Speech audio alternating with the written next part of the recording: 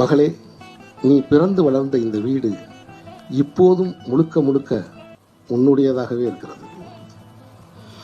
அம்மாவுடையதும் என்னுடையதுமான பொருள்கள் அனைத்தும் பெருகி குவிந்திருக்கும் உனது பொருள்களுக்கு அஞ்சி ஆங்காங்கே ஓரங்களில் கிடக்கின்றன.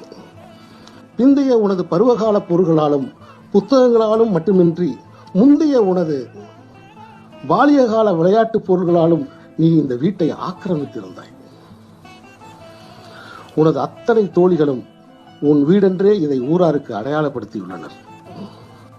நீ வீட்டில் வாழ்ந்த காலத்தில், ஐயா, இப்ப நான் எங்க வீட்டில் தானே இருக்கேன், சினுங்களாக யாரிடமாவது சொல்வாய்.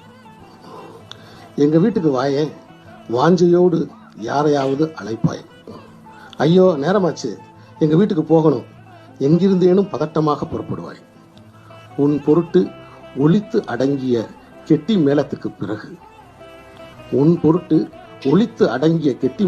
பிறகு மாமியார் வீட்டிலிருந்து இப்ப எங்க அம்மா வீட்டுக்கு வந்திருக்கேன் என்று யாரிடமோ சொல்லிக் கொண்டிருக்கிறாய், உனக்கென்று ஒரு வீடற்றவளாக.